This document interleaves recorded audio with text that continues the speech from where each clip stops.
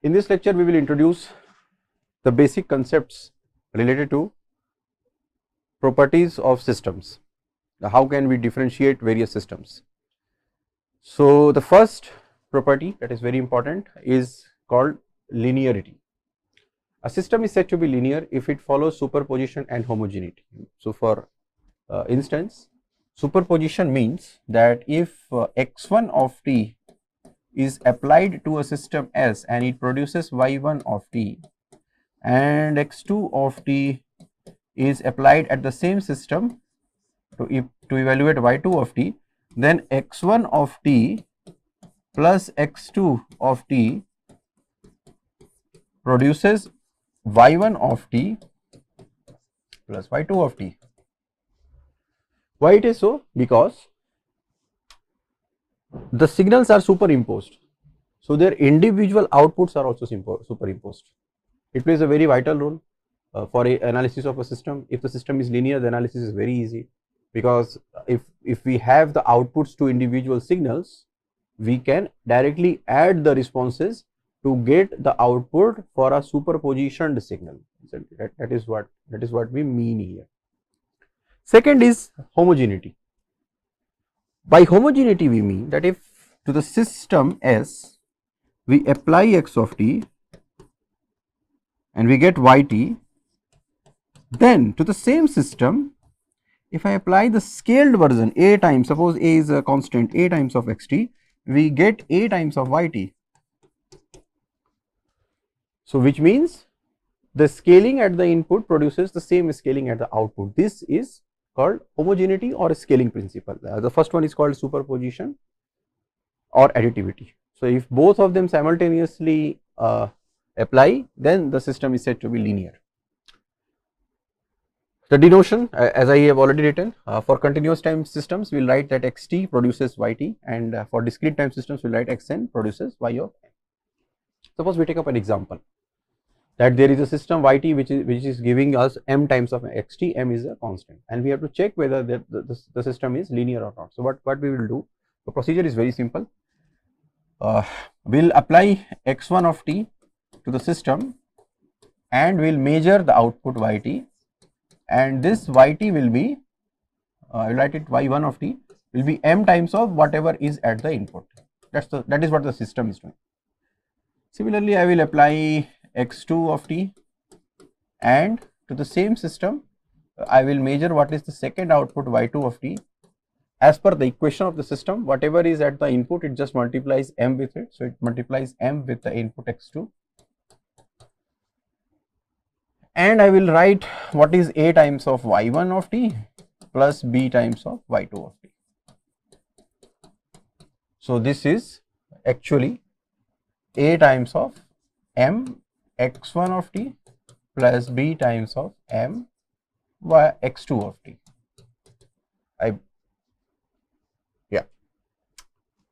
And we will assume it to be some new equation 1. Now, we assume that there is a new signal at the input x3 of t, which is scaled and superpositioned version of the above two. So, this is a times of x1 of t plus b times of x2 of t. Now, I apply this x3 to measure the output. The x3 of t, when applied to the system S, produces some new input y3 of t, and this y3 of t is m times of x3 of t as per the equation that is given for the system. If it is so, I can replace x3 with our assumption, let it be the equation 2. So, from 2, if I substitute x3, I will have m times of a x1 of t plus b x2 of t, and therefore I can write that this y3 that I am getting is basically m times of a x1 of t plus m times of b x2 of t. What does this mean? This means that from equation 1 and 3, we can say that a times of y1t plus b times of y2t is actually equal to y3t.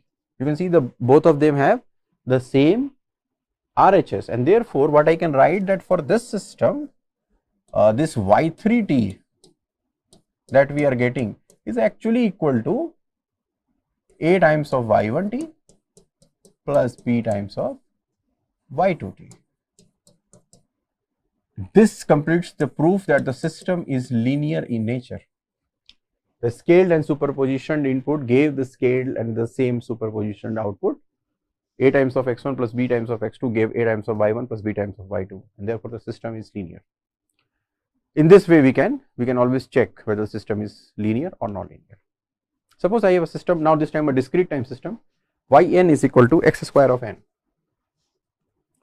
We will apply the same principle, but this time in discrete, just to bring variety into experience. So what I will do, I will apply some new x1 of n, and to the same system I will now measure the output. As per the equation of the system, wherever there is x of n, it just squares it, so it is x1 of square of n. We can then again apply some new x2 of n, and to the same system we measure the second output y2 of n. This will be x2 square of n.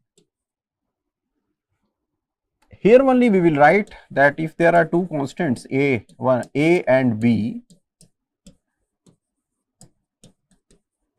then this is actually equal to a times of x1 square n plus b times of x2 square n, and we will assume this equation to be our equation number 1. It is straightforward. Now we will assume that there is a new signal x3 of n, which is actually scaled and superpositioned version of x1 and x2. Scaling factors are a and b. And now I apply this x3 to the system. So if I apply this x3 to the system, x3 is applied to the system as we get some y3, which is what? x3 square of n, but x3 is what? x3 is scaled and superposition version of a x1 and b x2. So what it then gives me is that this will be actually a times of x1n plus b times of x2n whole square. You know a plus b whole square, it's basically a square x1 square plus b square x2 square plus 2ab x1 of n into x2 of n, and I will now assume this to be equation number 2. This is what? This is y3 of n. If this is y3 of n, and in equation 1 we have a y1 plus b y2, which is a x1 square plus b x2 square. From equation 1 and 2, it is apparent that y3 of n is not equal to a times of y1n plus b times of y2 of n. The system is nonlinear. System is nonlinear. So in this manner we can always verify whether the system is linear or non-linear for various input and output equations. Then there is a concept of time invariance. Time invariance means that if any shift is presented at the input of the system, the same shift is produced at the output of the system. So if I have a system which has x of n as input and y of n is the corresponding output, if I bring a shift n minus n naught in the input, the y2 of n that is generated, the second output by this shifted input must be equal to actual input shifted by the same version. The input is shifted by n naught, the output should also be shifted by n naught. So y2, if it is equal to y of n minus n naught, we say that the system is time invariant. If it is not so, if it is not equal to y of n minus n naught, then in theory the system is called time varying system. So basically linearity is a requirement. Time invariance and variance depends on the conditions and the modeling. Like in wireless communication channels, it is not always possible for the systems to be time invariant. They can be time varying also. Systems are time varying because they vary from with time to time, and it's not possible that the shift at the input produces the same shift at the output. So in that case, it is possible that the systems are not time invariant, means they are time variant. Now we can also just look at an input output condition. First of all, the example that we are taking, yn is equal to x square of n minus 2. You can relate to the previous example that we take for linearity. The system is non-linear. The system is non-linear. Now we need to check whether it is time invariant or not. For that, we will just have to follow 3 steps. We will use some arbitrary input x1 of n and apply that to the system's input, and we will measure y1 of n, and as per the equation you can see it will be x1 square of n minus 2. What is the system doing? It is just squaring and n minus 2.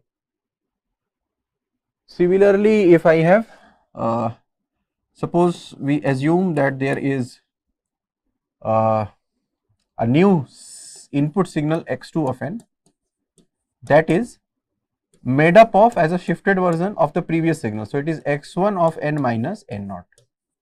If it is so, we apply this x2 of n to the same system. So what will we get? We apply x2 of n to the same system. We measure the output y2 of n. That will be what? As per the equation, it will be x2 square of n minus 2. But what is x2 of n? x2 of n is, by our own assumption, it's just a shifted version of the previous input. So what we can write, that y2 of n is actually equal to, in place of x2 I can write x1 square, in place of n I will write n minus n naught minus 2. This is y2 of n. Now from the first equation that we derived, what will be y1 of n minus n naught? y1 of n minus n naught will be x1 square n minus n naught minus 2. And now you can look at the 2. It is verified that y1 of n minus n naught is basically equal to y2 of n. The shift that is provided at the input is the same shift that we are getting at the output, which means the system is shift invariant. The system being shift invariant means it is time invariant. System is time invariant.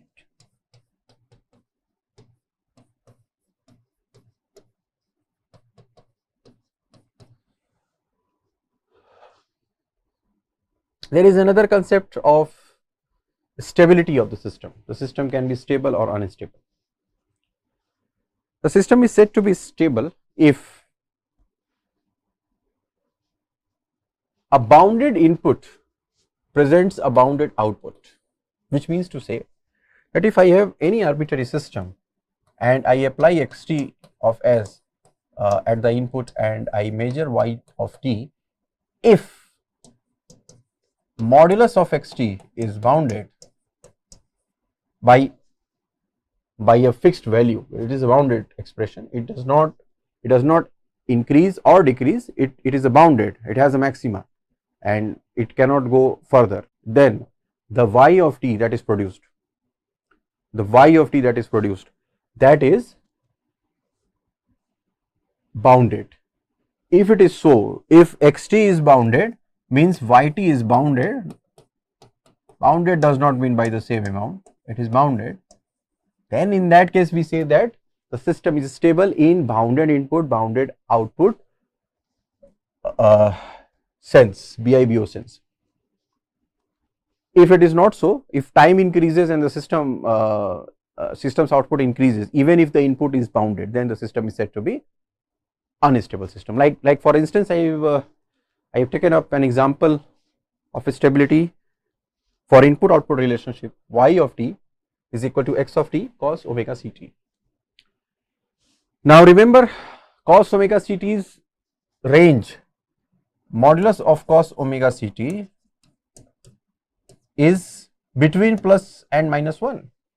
The maximum value that cos omega c can attain is 1, the minimum value that cos omega c can attain is minus 1. So the values are between minus 1 and plus 1. If it is so, in this system, if the value of x of t is bounded, the value of xt is bounded, then in that case you can see, since this is between plus and minus 1, this is bounded, this means that y of t is also bounded.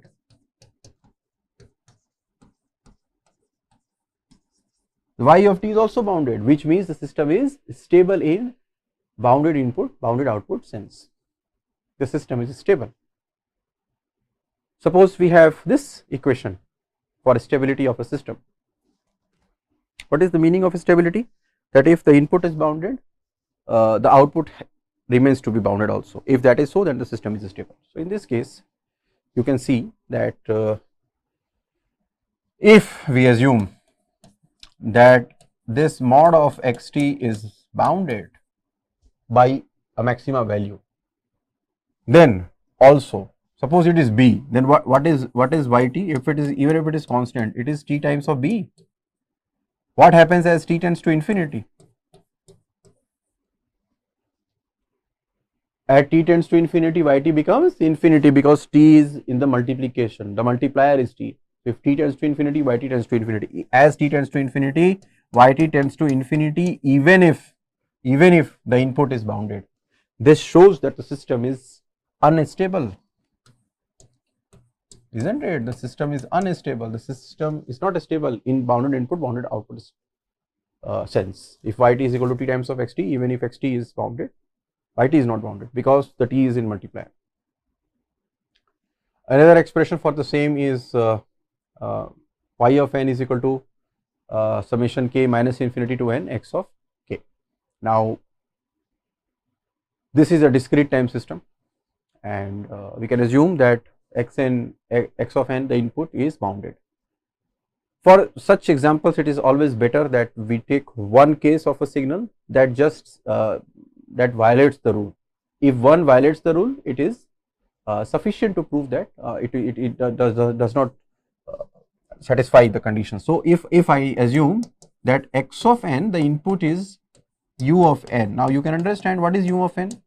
U of n is 1 for n greater than or equal to 0, and it is 0 for n less than 0. So if I put this here, what will happen? This will be y of n. This is bounded, it is 1 for all values of for positive values. This will be k starting from minus infinity to n u of k, but u of k is existing only for the independent positive values. The independent is k here, so it will be 0 to n. So what we will get is k starting from 0 to n u of k. And what will be this summation from 0 to n? You understand, from 0 to n we will have n plus 1 elements, because 1 u of k is basically 1. We can also write not u of k, it will be correct if we can write 1 here. So it is 1.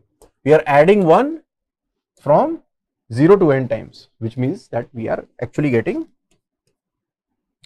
n plus 1. So y of n is equal to n plus 1, and since it is started, I can also write a u of n here. This is the output of the system. Now you can understand, even if the input was u of n, as n tends to infinity, as n tends to infinity, the y of n also tends to infinity, because again it is in the multiplier. So this is called accumulator. It is actually accumulating all the values, the previous values. The system is said to be accumulator. If it is so, this is also unstable. The system is unstable because the bounded input is not able to bound the output.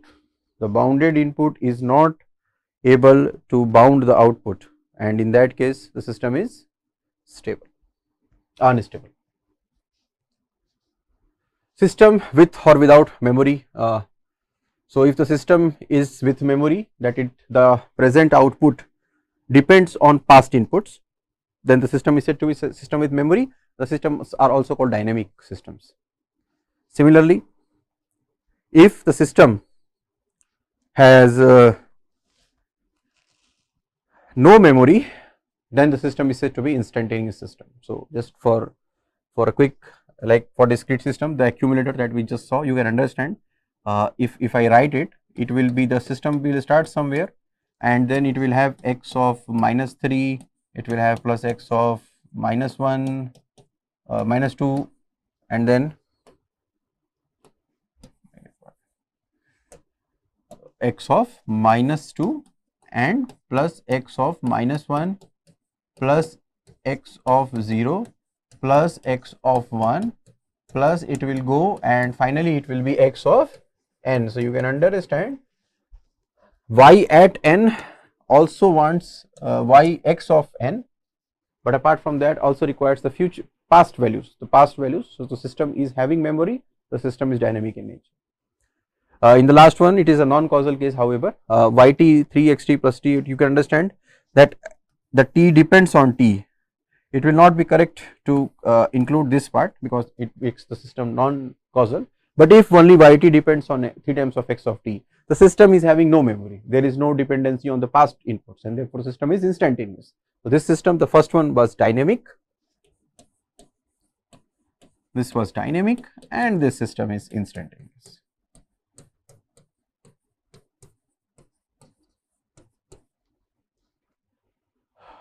Again, few more examples, like y of n is equal to x of n minus 1. You can understand, like y of, what will be y of 0? Y of 0 will be x of minus 1. So at 0, if I want the output, I want the input at x of minus 1. Therefore the system is dynamic, has memory.